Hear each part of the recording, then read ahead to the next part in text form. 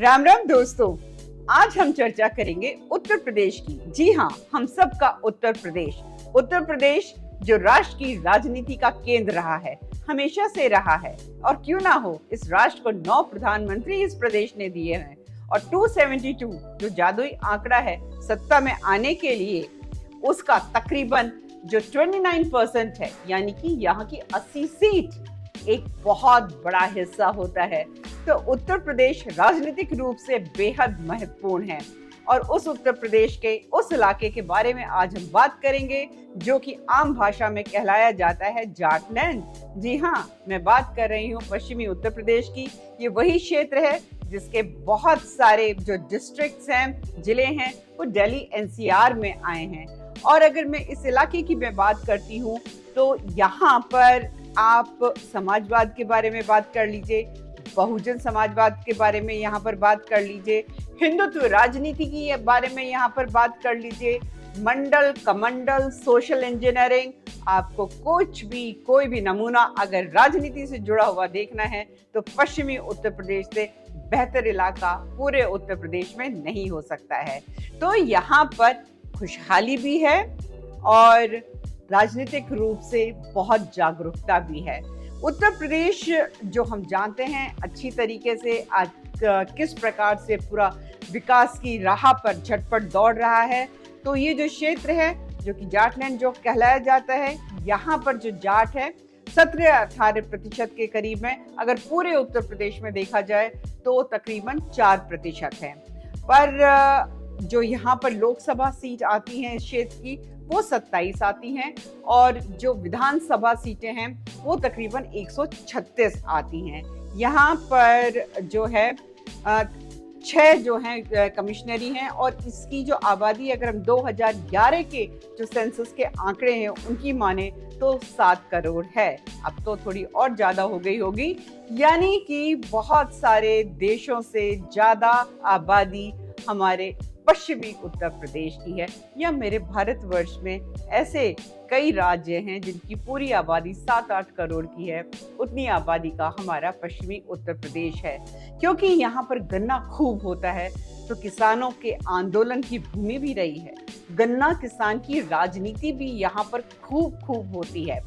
और अगर हम बात करते हैं गन्ना किसान की राजनीति की, तो हम कैसे भूल सकते हैं कि इस क्षेत्र ने इस राष्ट्र को 5वां प्रधानमंत्री भी दिया, जिन्होंने किसानों के लिए इतना काम किया कि वो किसानों के मसीहा कहलाए गए, यानी कि चौधरी चरण सिंह जी।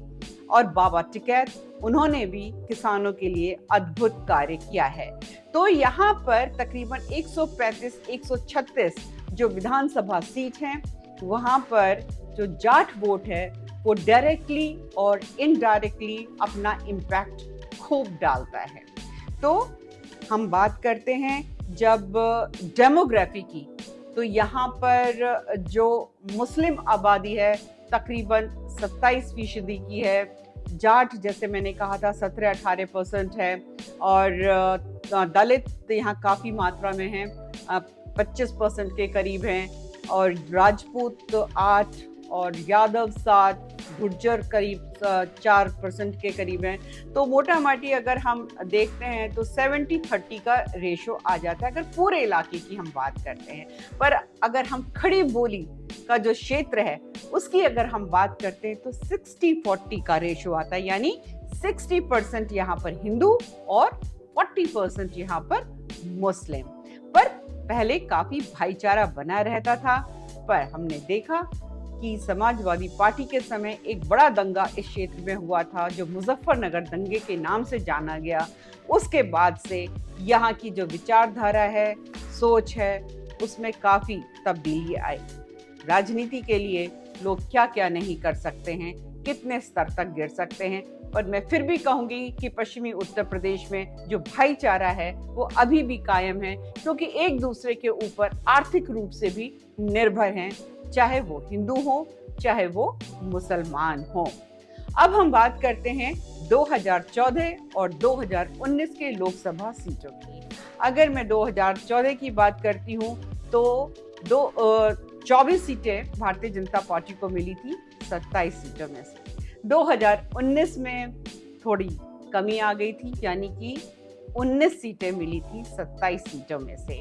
समाजवादी पार्टी को 2014 में 3 और 2019 में 4, बीएसपी को 2014 में तकरीबन जो है कोई नहीं मिली थी, 0 अंडा, और 2019 में क्योंकि इन लोगों का गठबंधन हो गया था आपस में सपा बसपा का, तो बीएसपी को 4 सीटें मिल गई थी और इंडियन नेशनल कांग्रेस को 0 दोनों चुनावों में मिला था।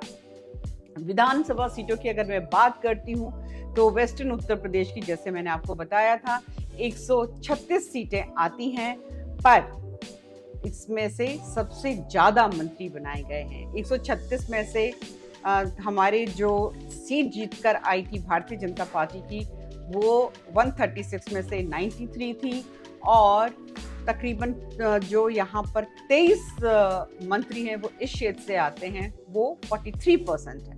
यानी कि जितने मंत्री बने वो उसमें सबसे ज्यादा मंत्री जो हैं वो पश्चिमी उत्तर प्रदेश से आते हैं। जैसा कि मैंने शुरू में कहा था कि पश्चिमी उत्तर प्रदेश की दुधारू गाय है, और ये दुधारू गाय जो है और ज्यादा दूध दे रही है। डबल इंजन की सरकार है, इंफ्रास्ट्रक्चर वर्ल्ड क्लास हो रहा है, इंडस्ट्रियल कॉरिडोर्स बन रहे हैं, डिफेंस कॉरिडोर्स बन रहे हैं, अपराधीकरण पे अंकुश लग चुका है, वो पूरा माहौल तैयार हो चुका है जो किसी उद्योग को आगे बढ़ाने के लिए चाहिए। सिंगल विंडो सिस्टम यहाँ पर हो चुका है। तो ये सारी चीजें देखते हुए मुझे लगता है कि पश्चिमी उत्तर प्रदेश में इस बार भारतीय जनता पार्टी के लिए काफी अच्छे नतीजे आएंगे, जबकि सामने डॉटेड इंडिया अलायंस खड़ा हुआ है और मुंगेरी लाल के हसीन सपने बुने जा रहे हैं कि शायद अगर ये लोग इकट्ठे आ जाएंगे तो भारतीय जनता पार्टी के लिए एक बड़ा चैलेंज बनकर सामने खड़े हो जाएंगे। अगर ऐसा होगा तो वो समय बताएगा। और हाँ, पश्चिमी उत्तर प्रदेश एक अलग राज्य हो, ये मांग जो है बीच बीच में उठती रहती है।